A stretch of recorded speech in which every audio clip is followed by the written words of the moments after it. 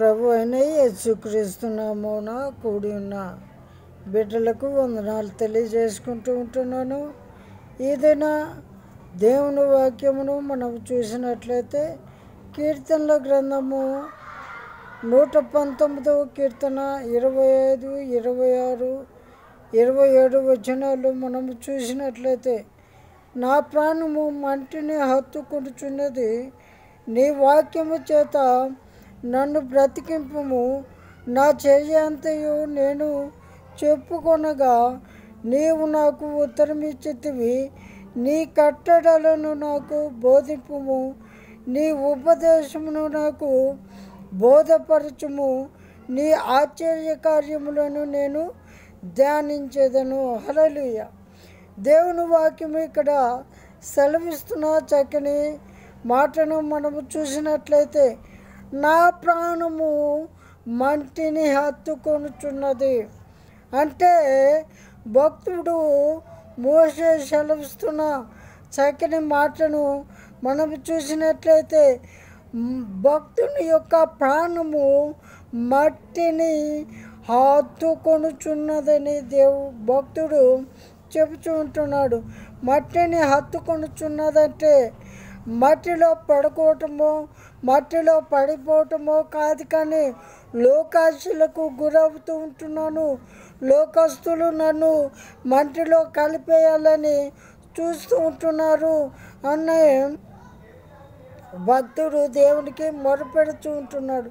ఎందుకంటే ఇశ్రాయేలీయులను ఐగుప్తు దేశంలో నడిపించేటప్పుడు అనేక శ్రమలను, శోధనలను, ఇరుకులను, ఇబ్బందులను ఎదుర్కొన్న పరిస్థితులను మనము బైబిల్ గ్రంథంలో చూస్తూ ఉంటాం. అయితే భక్తుడు ఎదుర్కొన్న ప్రతి సమస్యను దేవునికి చెప్పి, దేవా ఈ సమస్య నుండి, ఈ పరిస్థితుల నుండి మమ్మను విడిపించుము అని దేవునికి ప్రార్థన చేసినప్పుడు దేవుడు ఆ యొక్క పరిస్థితుల నుండి రక్షణ మార్గమును వారికి వారి అవసరతలను తీర్చి వారిని ఆదుకున్న విధానాన్ని మనం చూస్తుంటున్నాం. అదే భక్తి ఇక్కడ 26వ వచనంలో చెబుతూ ఉంటున్నాడు కదా, నా చర్య అంతయు నేను చెప్పుకొనగా నీవు నాకు ఉత్తరం ఇచ్చితివి. నా చర్య అంతయు నేను ఎదుర్కొంటున్న పరిస్థితులన్నీ, నాకు వచ్చిన శోధనలన్నీ, నేను ఏ స్థితిలో ఉన్నాను నీకు మొదలుపెట్టినప్పుడు నీవు నాకు ఉత్తరం ఇచ్చావు అని భక్తుడు చెబుతూ ఉంటున్నాడు. ఉదాహరణకు మనము చూసినట్లయితే ఇశ్రాయేలీల దేశము నుండి, ఐగుప్తు దేశం నుండి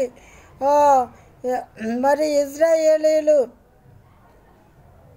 మరి అరణ్య ప్రదేశంలో నడుచుకొని వస్తూ ఉంటున్న సమయంలో మరి ఎర్ర సముద్రము వారికి ఎదురైనప్పుడు ఆ పరిస్థితులలో మరి వెనక శత్రు సైన్యము, ముందు ఎర్ర సముద్రము, మాకు ఏ మార్గము లేదు, మాకు ఏ దిక్కు లేదు, మమ్మల్ని ఆదుకోమని దేవుని యొక్క సహాయమును కోరినప్పుడు, తన పరిస్థితులను దేవుని ఎదుట పెట్టినప్పుడు దేవుడు ఆ యొక్క సముద్రంలో మార్గాన్ని ఏర్పరిచి వారికి వచ్చిన దుర్గతి నుండి వారిని విడిపించిన విధానమును మనము చూస్తూ ఉంటున్నాం.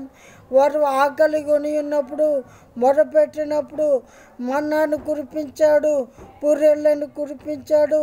వారి యొక్క ఆకలిని తీర్చిన విధానాన్ని మనం చూస్తూ ఉంటున్నాం. వారు దాహము కొని ఉన్నప్పుడు కూడా దేవునికి మొరపెట్టినప్పుడు దేవుడు వారి మొరను ఆలకించి బండ నుండి నీటిని వెలికి తీసి వారి దాహమును తీర్చిన విధానాన్ని మనం చూస్తూ ఉంటున్నాం. అదే ఇక్కడ భక్తుడు చెబుతూ ఉంటున్నాడు, నా చర్య అంతయు నేను చెప్పుకొనగా, నా బాధలని నేను చెప్పుకొనగా, నా సమస్యలని నేను చెప్పుకొనగా నీవు నాకు ఉత్తరం ఇచ్చావని. మనము ఎదుర్కొంటున్న ఏ పరిస్థితిలో ఉంటున్నా, ఏ అవసరము నాకు ఉంటున్నా, దేవుని పాదాల చెంత పెట్టినప్పుడు ఆ యొక్క పరిస్థితుల నుండి నన్ను దేవుడు విడిపిస్తాడు. ఇక్కడ 27వ వచనంలో చివరిగా మనం చూసుకున్నట్లయితే, నీ ఉపదేశ మార్గమును నాకు బోధపరచుము, నీ ఆశ్చర్య కార్యములను నేను ధ్యానించేదను. హల్లెలూయా. ఇక్కడ భక్తుడు అదే దేవుని యొక్క మహిమను, దేవుని యొక్క ఉపదేశమును, దేవుని యొక్క ఆశ్చర్య కార్యాలు ఇక్కడ భక్తుడు తెలియజేస్తూ ఉంటున్నాడు. నా చర్య దేవుని ఎదుట పెట్టుకున్నప్పుడు గొప్పగా నాకు జవాబునిచ్చి నా పరిస్థితుల నుండి నన్ను లేవనెత్తాడని భక్తుడు చెబుతుంటున్నాడు.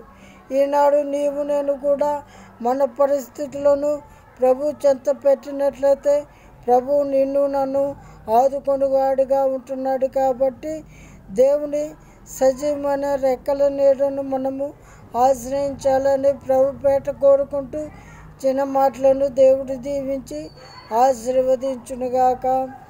Amen, amen, amen.